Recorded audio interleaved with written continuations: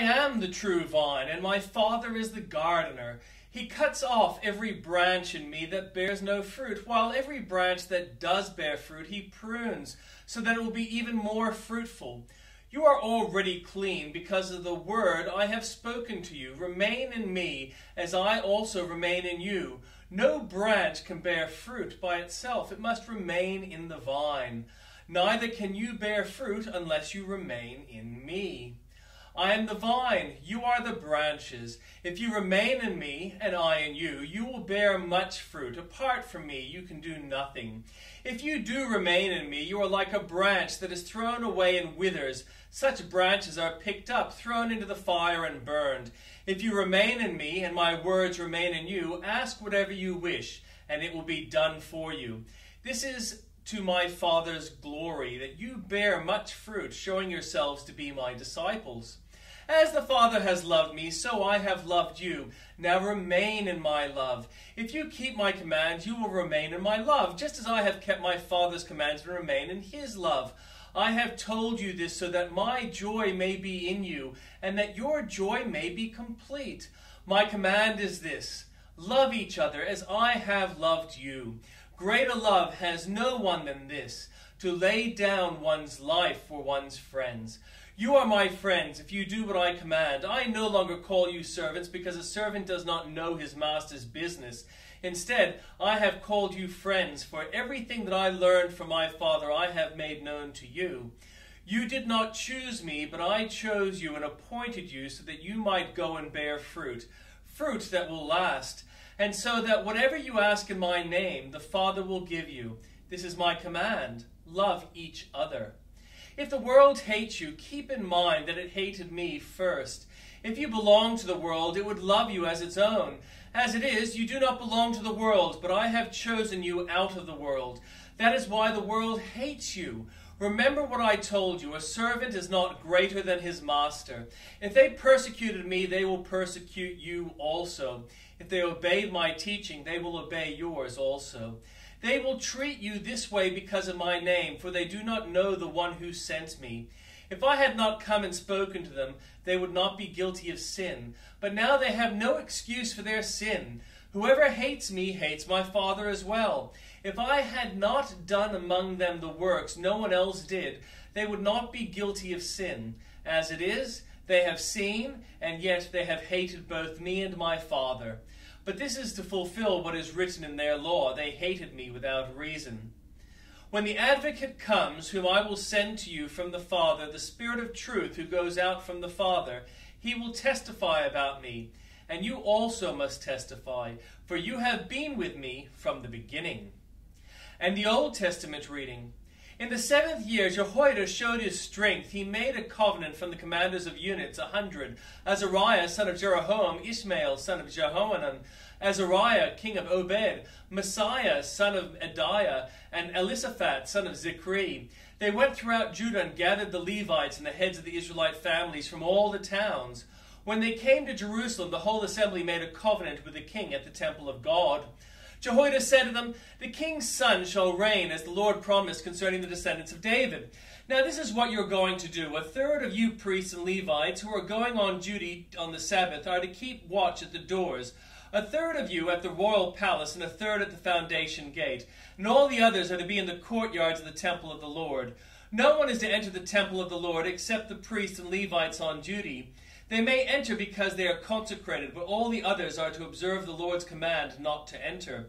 The Levites are to station themselves around the king, each with weapon in hand. Anyone who enters the temple is to be put to death. Stay close to the king wherever he goes." The Levites and all the men of Judah did just as Jehoiada the priest ordered. Each one took his men, those who were going on duty on the Sabbath and those who were going off duty, for Jehoiada the priest had not released any of the divisions. Then he gave the commanders of units of 100 the spears and the large and small shields that had belonged to King David, and that were in the temple of God. He stationed all the men, each with his weapon in his hand, around the king, near on the altar and temple, from the south side and the north side of the temple. Jehoiada and his sons brought out the king's son and put the crown on him. They presented him with a copy of the covenant and proclaimed him king. They anointed him and shouted, "Long live the king!" When Athaliah heard the noise of the people running and cheering the king, she went to them at the temple of the Lord. She looked, and there was the king standing by his pillar at the entrance. The officers and the trumpeters were beside the king, and all the people of the land were rejoicing and blowing trumpets. The musicians with their instruments were leading the praises. Then Athaliah tore her robes and shouted, "Treason! Treason!" Jehoiada, the priest, sent out the commanders of units of 100 who were in charge of the troops and said to them, "Bring her out between the ranks, and put to the sword anyone who follows her." For the priest had said, "Do not put her to death at the temple of the Lord." So they seized her as she reached the entrance of the horse gate on the palace grounds, and there they put her to death. Jehoiada then made a covenant that he and the people and the king would be the Lord's people. All the people went to the temple of Baal and tore it down. They smashed the altars and idols and killed Mattan, the priest of Baal, in front of the altars. Then Jehoiada placed the oversight of the temple of the Lord in the hands of the Levitical priests to whom David had made assignments in the temple to present the burnt offerings of the Lord as written in the laws of Moses, with rejoicing and singing as David had ordered. He also stationed gatekeepers at the gates of the Lord temple so that no one who was in any way unclean might enter. He took with him the commanders of hundreds, nobles, the rulers of the people, and all the people of the land, and brought the king down from the temple of the Lord. They went to the palace through the upper gate and seated the king on the royal throne. All the people of the land rejoiced, and the city was calm, because Athaliah had been slain with the sword. Joash was 7 years old when he became king, and he reigned in Jerusalem 40 years. His mother's name was Abiah. She was from Beersheba.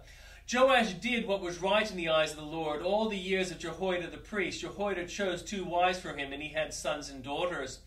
Sometime later, Joash decided to restore the temple of the Lord. He called together the priests and Levites and said to them, "Go to the towns of Judah and collect the money due annually from all Israel to repair the temple of your God. Do it now." But the Levites did not act at once. Therefore the king summoned Jehoiada, the chief priest, and said to him, "Why haven't you required the Levites to bring in from Judah and Jerusalem the tax imposed by Moses, the servant of the Lord, and to the assembly of Israel for the tent of the covenant law?" Now the sons of that wicked woman, Athaliah, had broken into the temple of God and had used even its sacred objects for the Baals. At the king's command, a chest was made and placed outside the gate of the temple of the Lord.